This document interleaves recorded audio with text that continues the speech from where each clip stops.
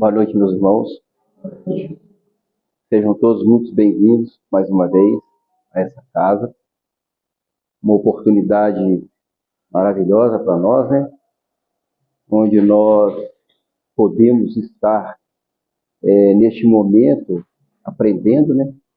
Ouvindo as reflexões que serão trazidas para nós e que muitas das vezes nós passamos um dia, às vezes, turbulento, com dificuldades, e às vezes a gente vem e ouve uma palestra, através da palestra a gente consegue colher aquilo que às vezes a gente está precisando, né? A gente encontra respostas que a gente às vezes está precisando, porque a doutrina espírita tem uma literatura muito grande, uma enciclopédia, podemos dizer assim, de informações. Além das obras que nós temos, assim, as obras básicas, nós temos as obras do Chico de Fausto e muitos outros médiuns.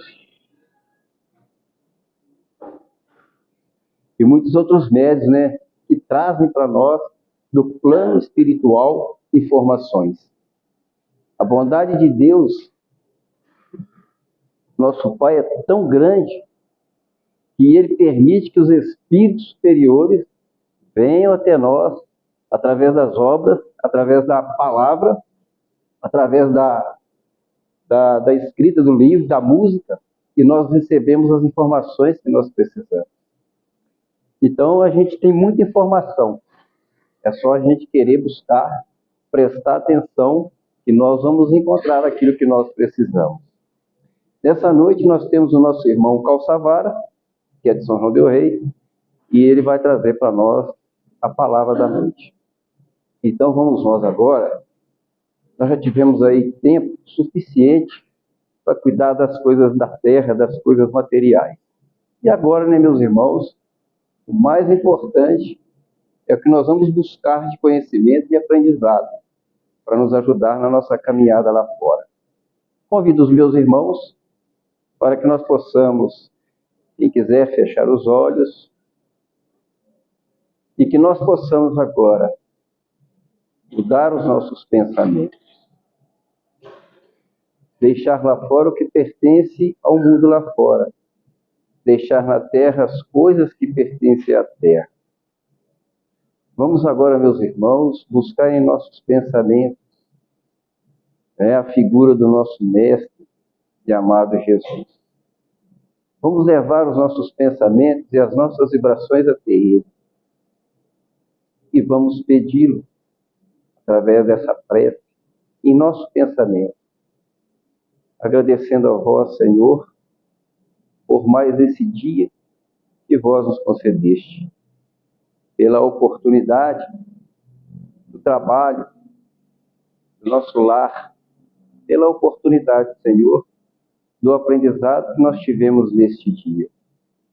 E essa oportunidade que vós agora nos concede nessa noite, podermos estar aqui e poder, através da palavra do nosso irmão, das reflexões que ele irá trazer para nós, encontrar aquilo que nós precisamos para nos ajudar na nossa caminhada aqui pela face da terra. Que abençoe e que ilumine o nosso irmão Calçavara, juntamente com seus amigos espirituais, e que ele possa trazer para nós, Senhor, o que nós precisamos ouvir nessa noite. Permita que nós possamos iniciar essa humilde reunião dessa noite.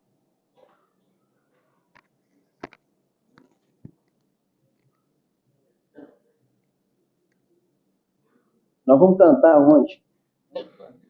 Com sincronismo de pensamento.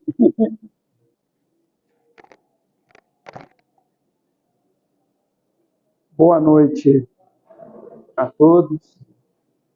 Que a paz do nosso querido Mestre Jesus possa se fazer presente em nossos corações nesta noite, que aqui nos encontramos, nos reencontramos,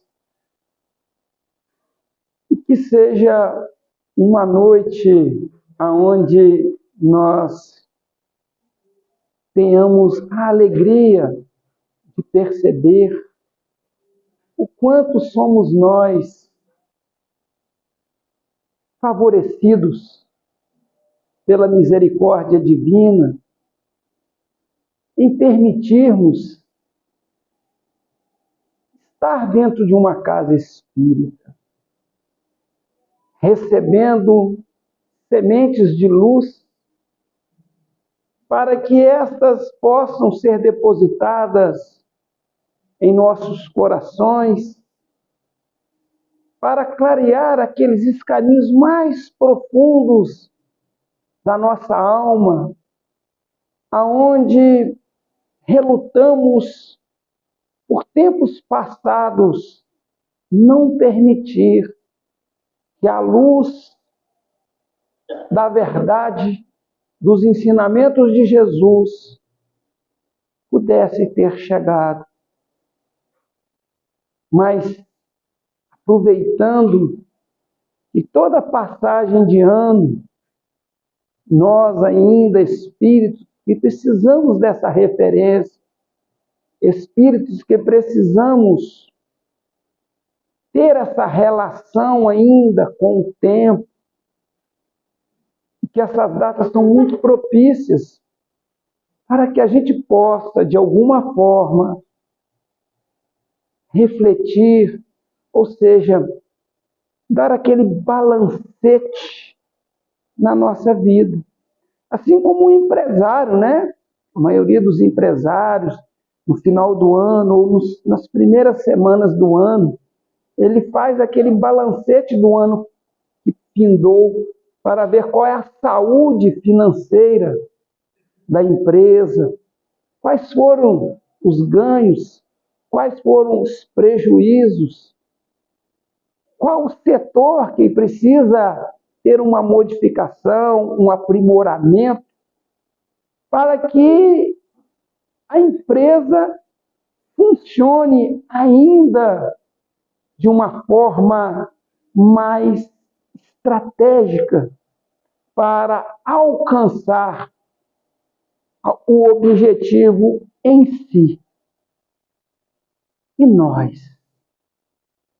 O que nós temos feito no final do ano, ou nesse início de ano, para contrabalancear a nossa vida material e a nossa vida espiritual? Porque somos espíritos que estamos hoje vinculados à estrutura física biológica, que requer de nós alguns afazeres indispensáveis.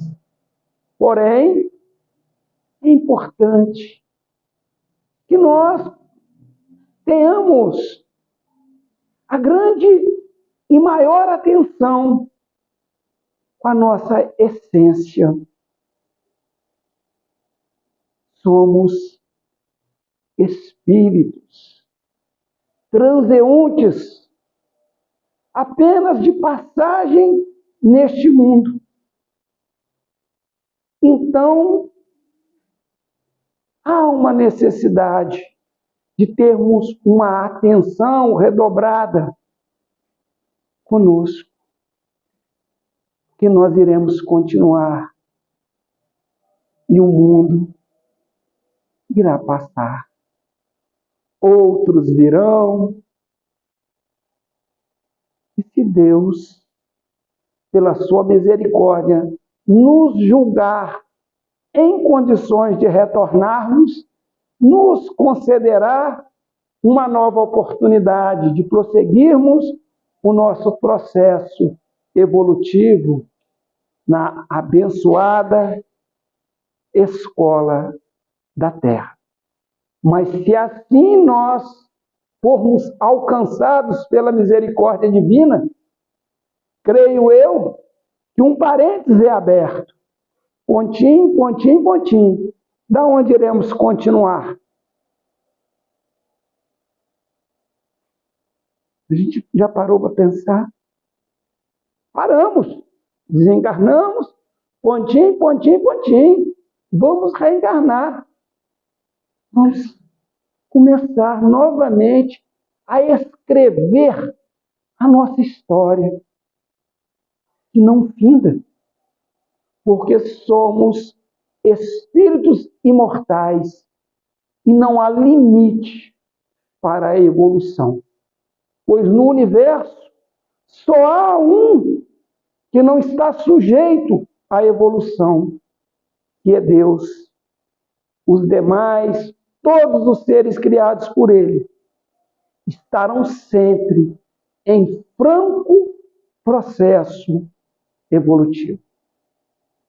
Então, nesses momentos, que a gente sabe ainda que o tempo tem uma conotação muito forte, uma conotação material muito ampla e marcante na nossa vida. Eu quero começar a nossa reflexão da noite, com uma frase que eu li de uma mensagem do Emmanuel. Eu acho que perante o Natal, que no final Emmanuel, ele faz um fechamento maravilhoso, com um questionamento muito profundo para nós, que diz assim: se Jesus não nascer e crescer na manjedoura de nossa alma, em vão os anos novos virão, se abrirão iluminados para nós.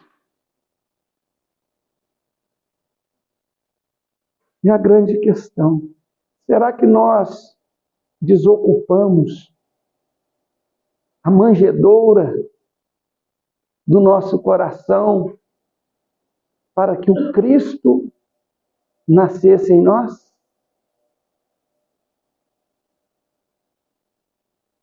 Porque em vão esse ano virá o 25, o 26, o 30, o 2100, o 2400, mas se nós não permitir que o Cristo nasça e cresça em nossos corações, de que servirá? Seremos ainda os mesmos de outrora, arrastando as correntes ainda arraigadas naqueles mesmos sentimentos do egoísmo, do orgulho, da vaidade, da impaciência, da intolerância. Então é necessário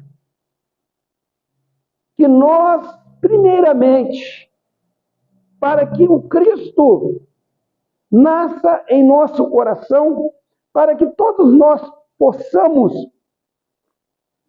nos tornarmos cristãos. E o Chico falava, que o Natal é uma época propícia para que nós renovemos o nosso ideal de cristianização. Ou seja, nós precisamos cristianizarmos. Mas dois sentimentos são importantíssimos para aqueles que querem se tornar cristãos: a simplicidade e a humildade. Precisamos ser simples e humildes. Essa palavra humilde, ela vem deriva do humus. Ou seja, humus a essência do humus é o quê? Fertilidade. E nós precisamos termos esta fertilidade para recebermos estas sementes lançadas por Jesus. E elas são lançadas. Não é alvo da nossa explanação da noite, mas nós não podemos perder de vista os ensinamentos de Jesus na parábola do semeador. Porque lá ele vai descrever para nós cada solo que nós trazemos em nós. O solo árido, o solo pouco profundo, o solo espinhoso, o solo fértil.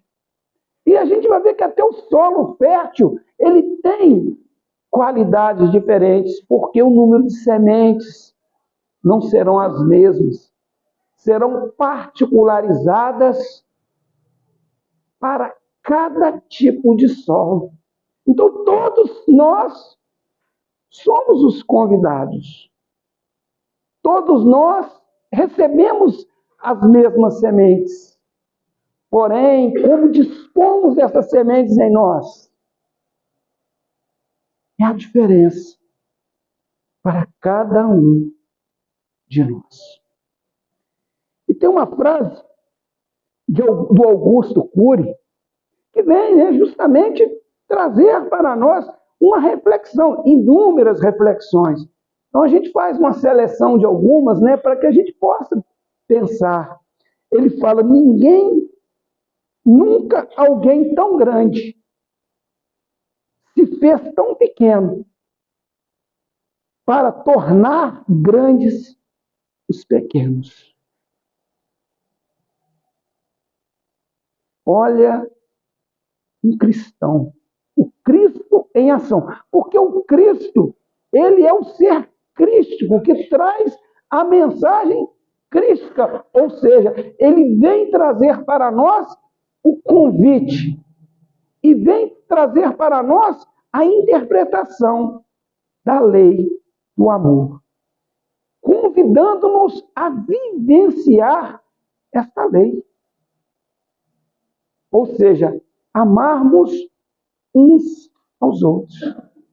Mas Jesus, em uma das suas conversas, em um dos seus ensinamentos, quando se tratava junto aos fariseus,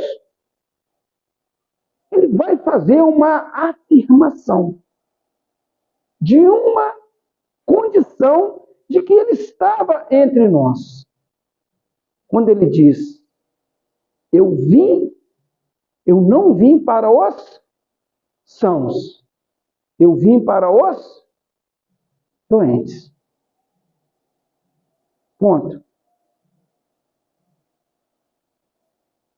Porque, com certeza, se Jesus fala: eu não vim para os sãos, eu vim para os doentes. Nós, como espíritas, sabemos que nós ainda somos espíritos em provas e expiações. Confere? Nós não temos dúvida disso, né? Então, se nós não somos espíritos perfeitos,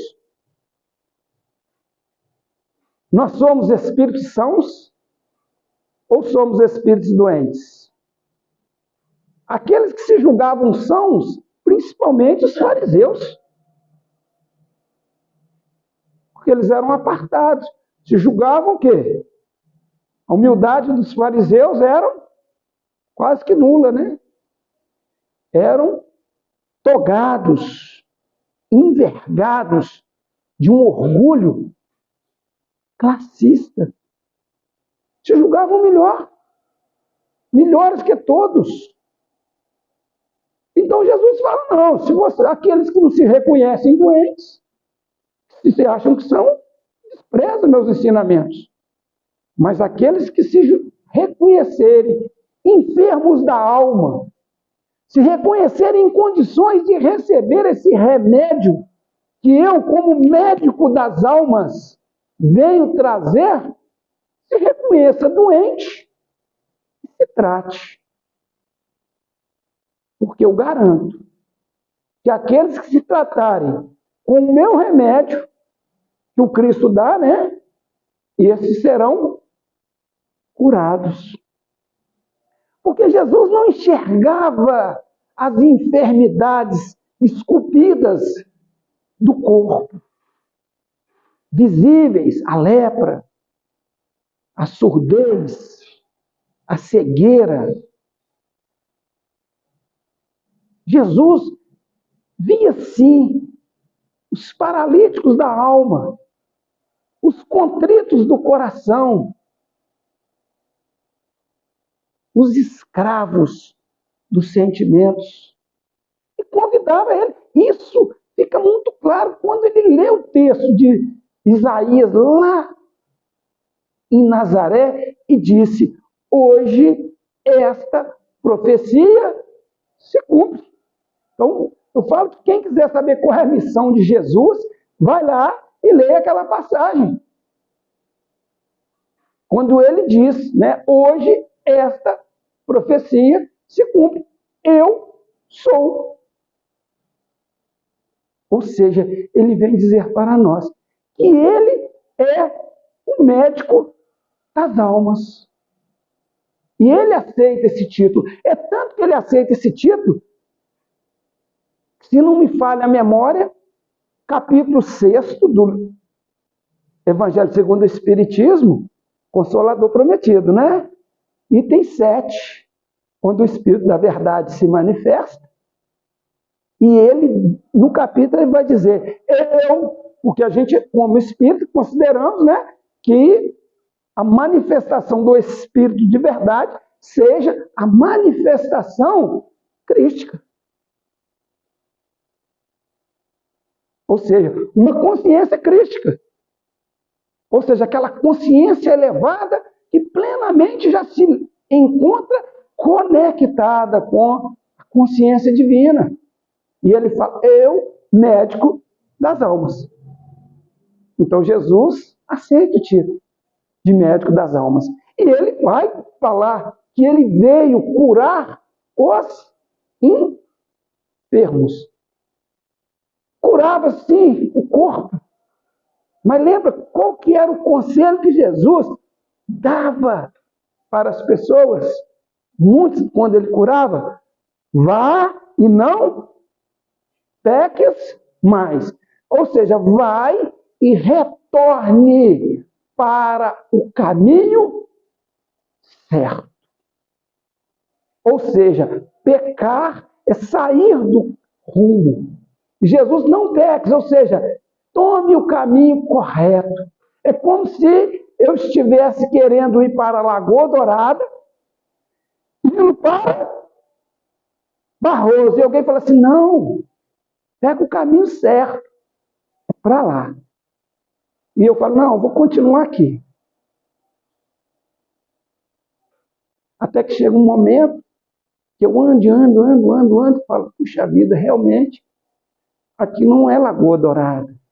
Eu faço um retorno e só que eu percorri um caminho e durante esse caminho, esse percurso em vão, eu estarei sujeito a muitas coisas. Então nós precisamos sim conhecer Jesus. Nós precisamos conhecer a proposta de Jesus. Porque nós precisamos conhecer qual é a formação desse médico. Qual é a especialidade? E quais são as terapêuticas que ele aplica naqueles que o buscam? Para que realmente nele encontre a cura. Então, nós sabemos que, quando eu falo, o Evangelho é maravilhoso. Eu já falei até onde está o grande receituário do Cristo. Profilaxia, o tratamento. Eu falei já, contei antes da hora, no Evangelho.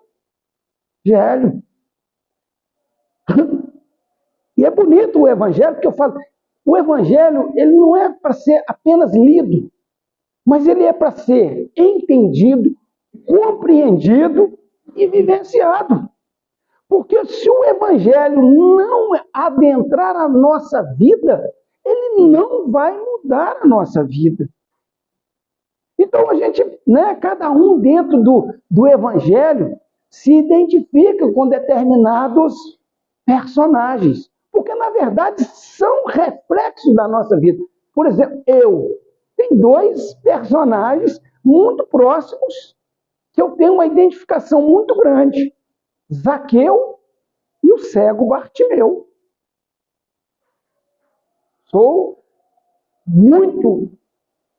Sinto uma atração, um magnetismo.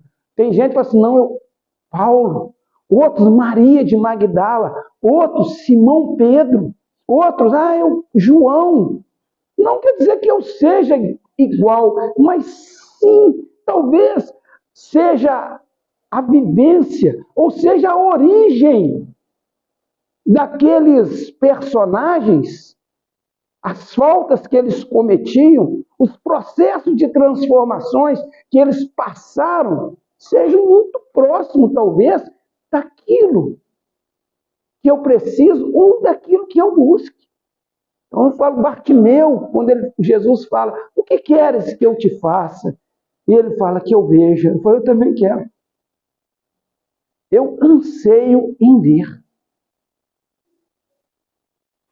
Eu quero ver.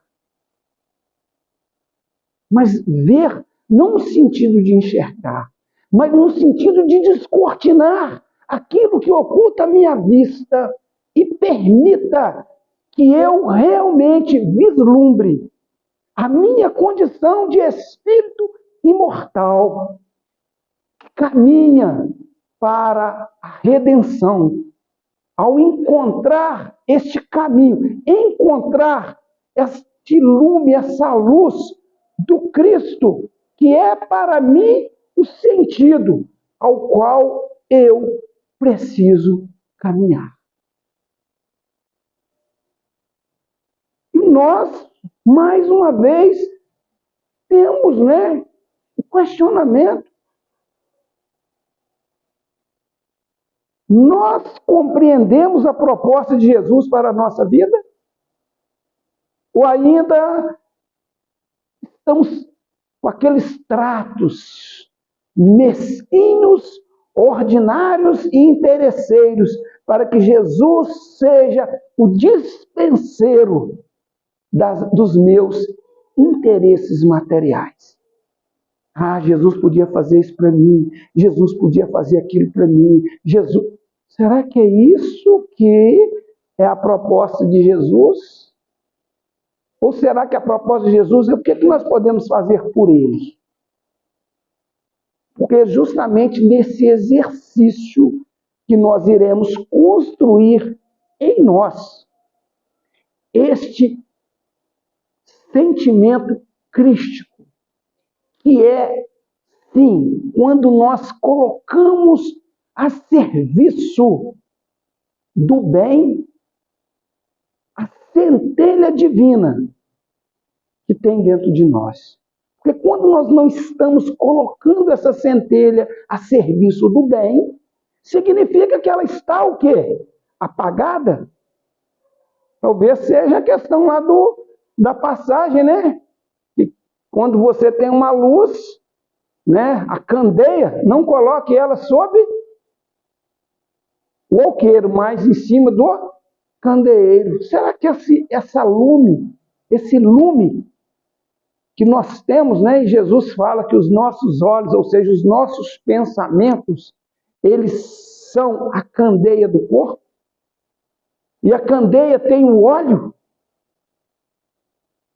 que é a energia, mais uma vez, como nós estamos dispondo a energia que nós temos a serviço do bem. Ou nós não temos o pavio? Ou será que nós ainda não conseguimos acender essa candeia porque nós não buscamos a ignição dela na fonte certa, ou seja, na luz do Cristo? Então, nós precisamos sim compreendermos a proposta de Jesus. E nós somente compreendemos a proposta do Cristo quando nós buscamos. Porque Jesus é muito claro a dizer para nós: conheças a verdade vos libertará. Conhecer, descortinar. Né? É bacana, né? Descortinar. E olha que é um verbo, né, muito interessante, o descortinar. Né, uma passagem, né, ou seja, um simbolismo muito forte. Porque no templo, na época, né, existia o véu do templo, e do véu para dentro era ocultado todos a conhecer os simbolismos que ali existiam. Não se conheciam, apenas aqueles que eles julgavam capazes, principalmente os fariseus e os saduceus. Não era permitido. E hoje, justamente, o Cristo, né, quando ele fala que o Cristo expirou na cruz, o véu do templo se rompeu, se descortina. Nada é para ficar velado. E a doutrina espírita tem, sim, essa proposta de esclarecer. Por isso que ela é uma doutrina reveladora, ela é uma doutrina esclarecedora. Ela revela e esclarece. E é justamente quando nós tomamos esse conhecimento é que nós encontramos o consolo. Por isso que a doutrina ela é consoladora. Mas eu só serei consolado se eu me esclarecer. Esclarecer, ou seja, clarear, trazer lume para mim. E aí tem uma frase muito bacana, né? Do Carl Gustav Jung, que diz o seguinte: quem olha para frente ou olha para fora, sonha. Quem olha para dentro, acorda, desperta. Aonde estão os nossos olhos? Será que nós estamos olhando para dentro? Olhar para dentro significa percustar, entrar, adentrar em nós, descobrindo a nossa natureza. É a proposta da doutrina espírita, não é? Revelar o que é a nossa origem, natureza, destinação. E ainda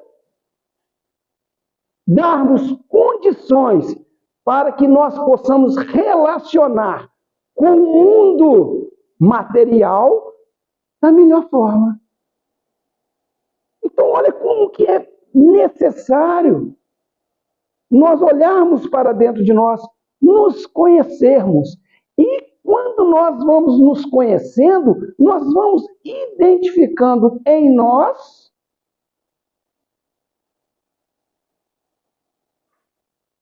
as nossas paixões.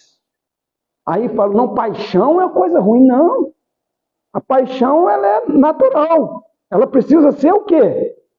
Educada. Não está lá no livro dos Espíritos, né? Ela é igual um corcel. Se nós pegarmos um cavalo e deixar, montarmos no cavalo e deixar ele levar a gente para onde ele quer, o que vai acontecer? Nós seremos carregados. Poderemos sofrer um acidente, machucar, sim. Mas se nós soubermos controlar e usar da força daquele corcel, ela irá somar a nós e muito nos ajudarão para que nós possamos carrear pela vida de uma forma mais tranquila. Então nós precisamos sim identificar em nós, trabalhar em nós as nossas dificuldades, trabalhar em nossas faltas, respeitando as nossas limitações. Tenho que me respeitar. Me respeitar significa, sim, controlar. Fazer com que aquilo seja para mim algo proveitoso. Que seja para mim algo agradável. E não que venha a me violentar, me agredir. Porque senão, rapidamente, o que eu vou fazer? Eu vou abandonar. E é o que muitos de nós temos feito. Às vezes nos reconhecemos numa condição ainda bastante, primitiva, um pouco desviados do caminho, e queremos ter uma correção abrupta. Não conseguimos, nos frustramos e passamos então a negar todo o processo. Então a doutrina nos convida a fazer essa introspecção, me conhecer, mas a gente não gosta. Por quê? Porque a gente começa a descobrir que nós temos muitos pontos falhos. E isso vai mexer com o nosso orgulho, vai mexer com a nossa vaidade, vai fazer com que a gente se coloque numa posição de exposição. E ninguém gosta de ser exposto. É igual máscara, né? A gente tem a máscara, né? Põe as máscaras, nós temos várias personas. Isso ainda é um processo de defesa nosso. Aí talvez ainda é necessário. Para que a gente não venha nos agredir.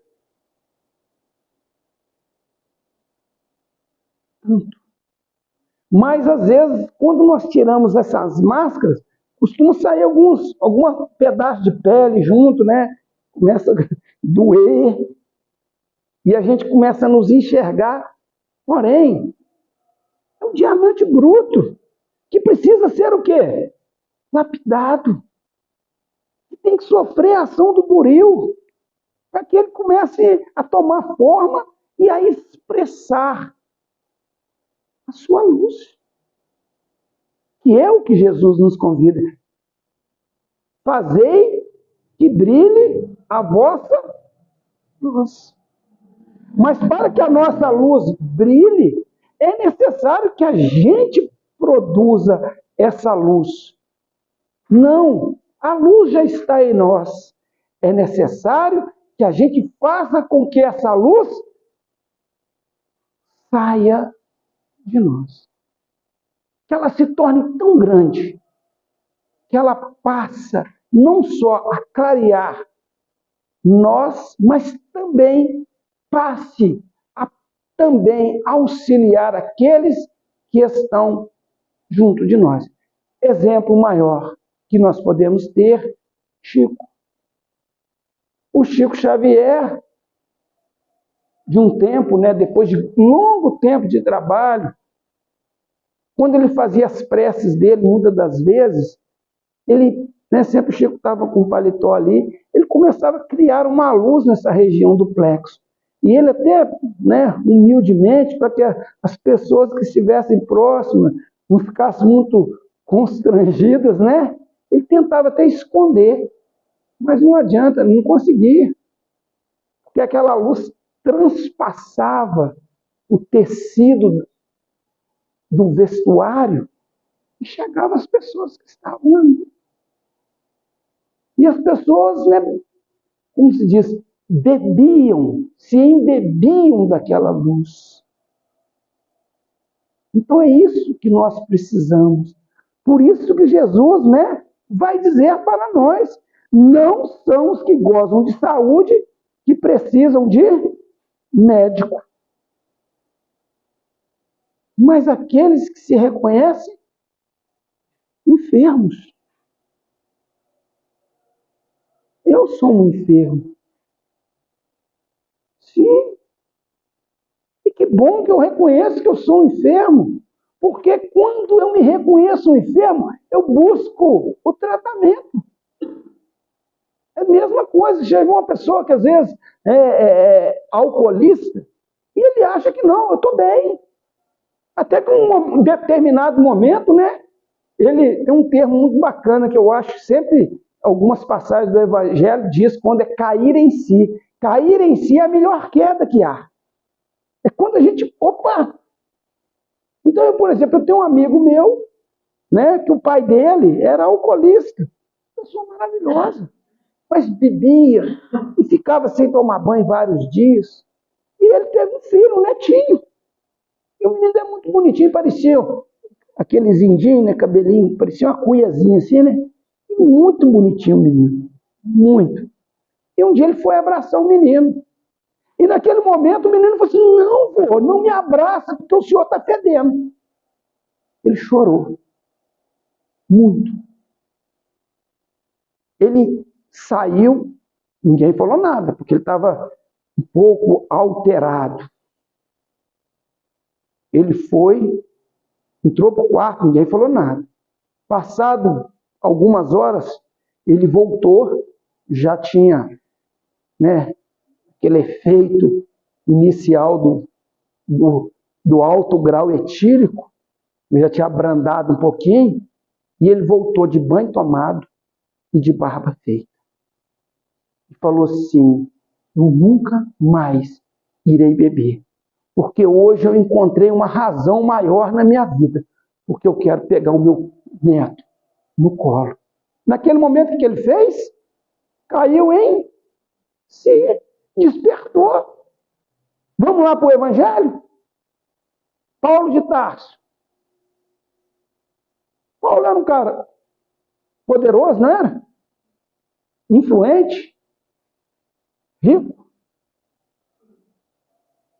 Tinha poder, riqueza. Tinha uma noiva maravilhosa, né? Abigail. Uma influência enorme. O que faltava para Paulo? Quando a gente lê a obra Paulo Estevão. Serenidade na alma. Não era paz? Paulo, ele não tinha paz. Ele tinha tudo e não tinha paz.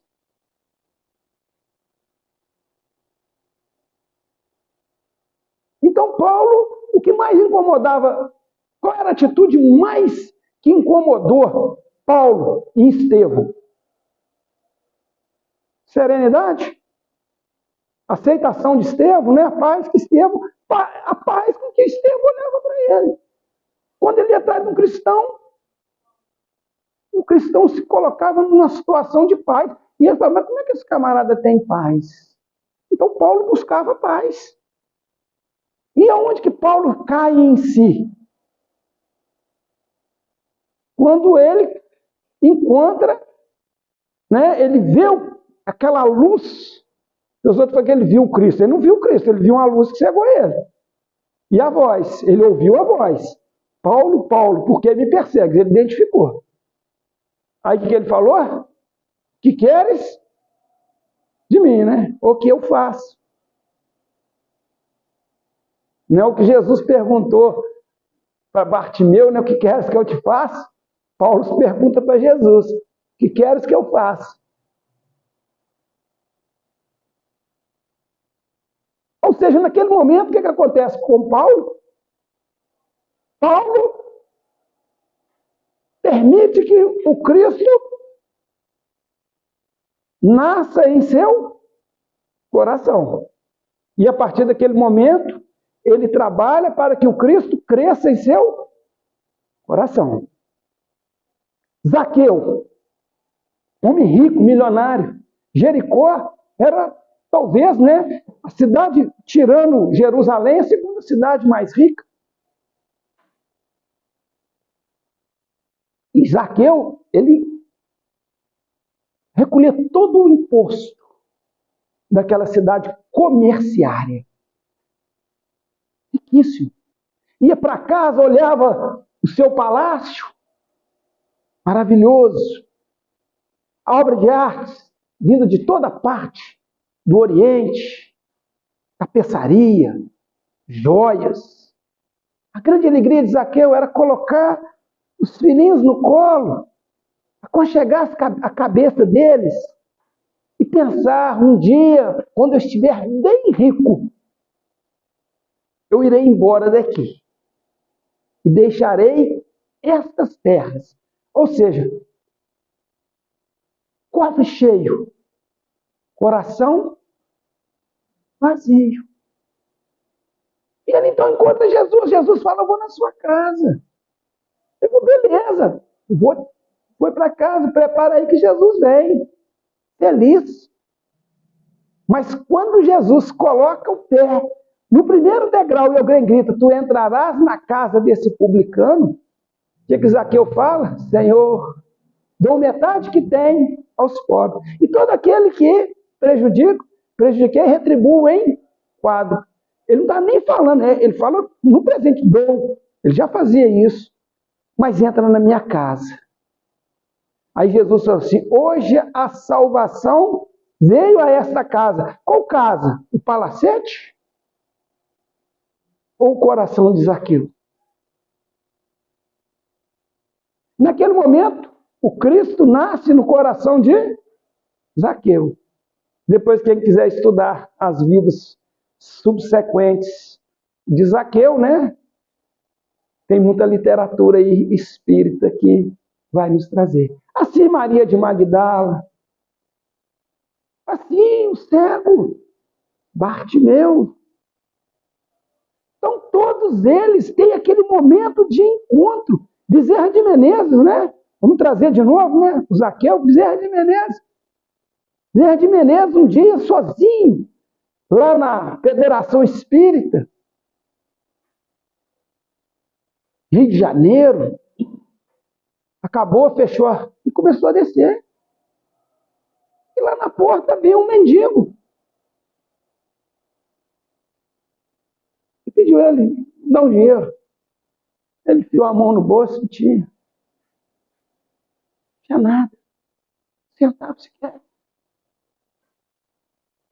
Ele falou, ó, eu não tenho nada para te dar. A única coisa que eu posso te dar agora, se você me permitir, um abraço. E então aquele rapaz, aquele mendigo, sujo, maltrapilho, mal cheiroso, pois não, e Bezerra de Menezes dá um abraço nele, né? E fala algumas palavras para ele ali, de encorajamento, como que a Maria de Nazaré, o Jesus te abençoe, não sei as palavras que ele diz. Mas aquele rapaz fica extasiado, parado, perplexo. Bezerra de Menezes vai embora. Passado alguns dias, ele repetindo a mesma cena que fazia toda semana, fechava a Federação Espírita, descendo as escadas, ele percebe um homem parado à porta.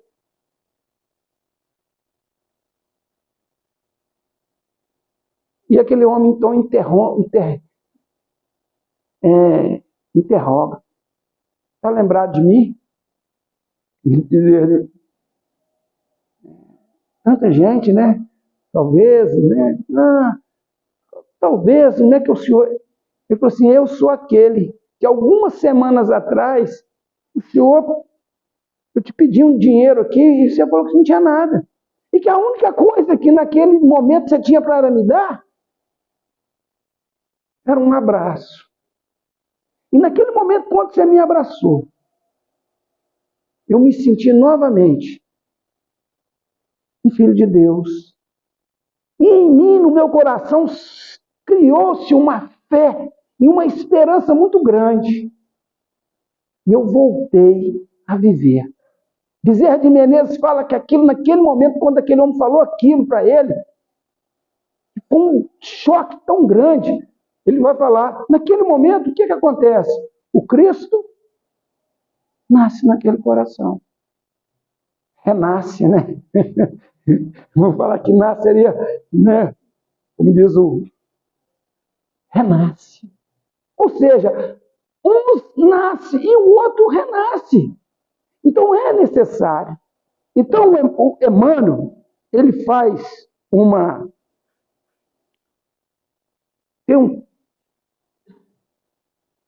mensagem de Emmanuel justamente com esse tema, ante o divino médico. E ele vai nos dar algumas orientações de atitudes, de remédios que nós precisamos tomar para curar as nossas enfermidades. Ele vai começar assim: milhões de nós outros, os espíritos encarnados e desencarnados em serviço na Terra, somos almas enfermas de muitos séculos. Ou seja, nós somos espíritos que estamos já nesse mundo em várias existências pregressas a essa. Tanto espíritos encarnados como desencarnados, mas na condição de enfermos. Olha, espíritos enfermos. Ele não está falando corpo enfermo, não. Ele fala espírito. Porque a doença ela não está no corpo. A doença ela está onde? No espírito. E lá numa passagem de Humberto Cantos e Apóstolo, chamado Bendito Aguilhão, leiam ela o que Jesus fala da enfermidade. Afinal, ele fala: a enfermidade é o bendito aguilhão que Deus utiliza para tanger a humanidade à frente. Ele quer falar do reflexo da doença da alma no corpo. Olha só o reflexo. Quando ele fala, um pouquinho antes nessa mensagem, ele fala que se o rio, é poluído, nós precisamos despoluir a fonte. Onde está a fonte?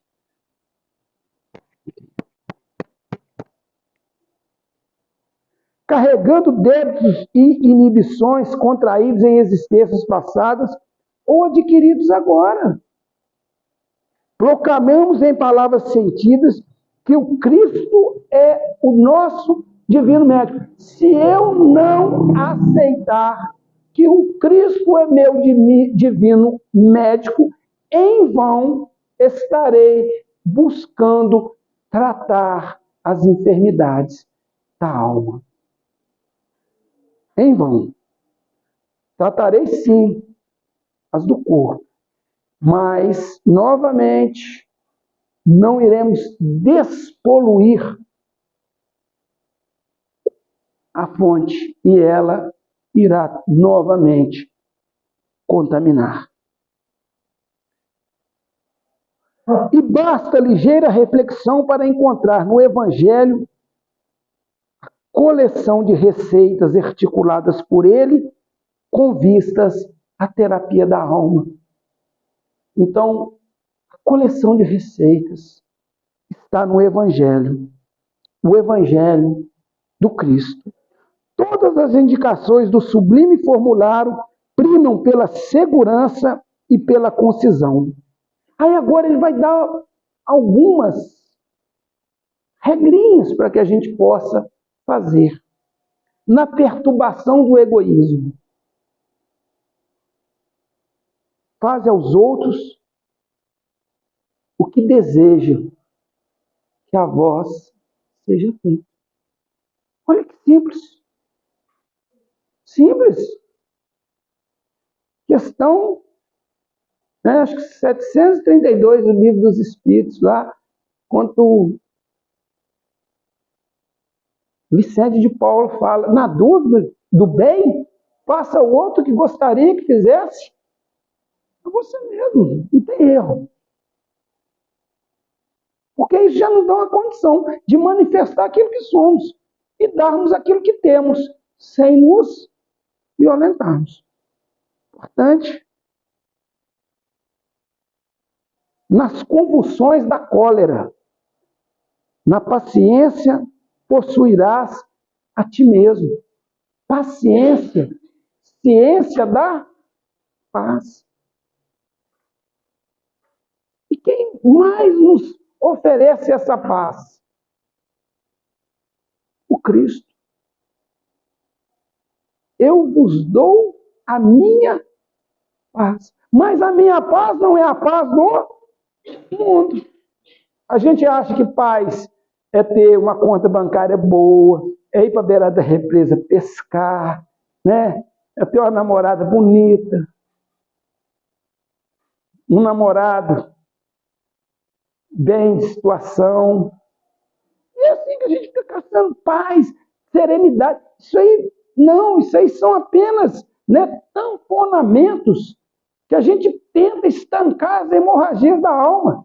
Mas chega uma hora que tem que ser aberto novamente aquele sangramento. Nós precisamos sim, não tamponar, mas nós precisamos de uma vez só estancar a hemorragia? Não.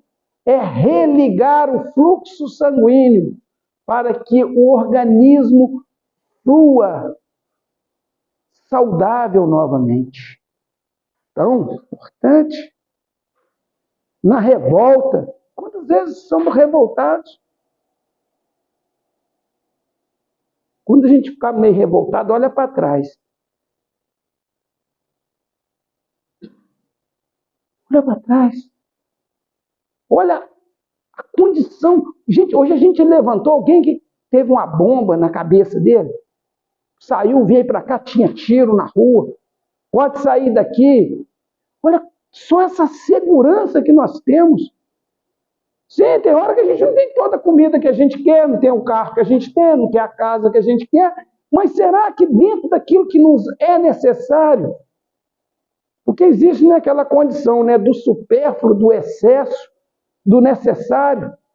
E às vezes nós temos o necessário, mas nós nos revoltamos. E às vezes revoltamos conosco mesmo, dentro de um planejamento que nós escolhemos antes de nascer, que será a melhor trilha que nós iremos percorrer dentro dessa bendita e sagrada escola. Na paranoia da vaidade, não entrarás no reino dos céus sem a simplicidade de uma criança. Mais uma vez falamos da simplicidade. Na paralisia do espírito, por falsa virtude, se aspira a ser maior, seja sempre o menor. Mais uma vez, humildade, simplicidade. Se sentires ódio, ama teus inimigos. Entenda o outro. Muitas das vezes ele só te dá aquilo que ele tem. Na ignorância, no delírio da ignorância, aprende com a verdade, e a verdade que nos libertará. Falamos muito isso hoje. Nas dores por ofensas recebidas, perdoa 70 vezes 7. Muitas das vezes as pessoas só dão aquilo que elas têm. Mas o outro não pode ditar a sua conduta. Nos desesperos provocados pelas violências, ore por aqueles que te perseguem e caluniam. Ou seja, a oração nos rompe os laços que nos unem. Nas crises de incerteza quanto à direção espiritual, se queres vir após mim, nega a ti mesmo, toma a cruz e segue-me. Sim, somos espíritos enfermos, com a ficha especificada nos gabinetes do tratamento, instalados nas esferas superiores, dos quais instrutores e benfeitores da vida maior nos acompanham e analisam ações e reações. Mas é preciso considerar que o facultativo, mesmo sendo nosso Senhor Jesus Cristo, não pode salvar o doente, nem auxiliá-lo de todo, se o doente persiste em fugir do remédio. Deus sempre faz a parte que lhe cabe. Cabe a nós a vontade, está lá no final do Livro dos Espíritos, um pouquinho só de vontade, fazer a nossa parte. que a cada dia que levantarmos, possamos embebermos desse são e eficiente remédio, os ensinamentos de Jesus. E ao dormirmos, possamos verificar em nós que durante todo o dia mantivemos a nossa vontade, os nossos ideais solidários aos ensinamentos de Jesus. Seremos saudáveis do Espírito. Que a paz de Jesus nos ampare, que Ele seja para nós o divino médico. Graças a Deus.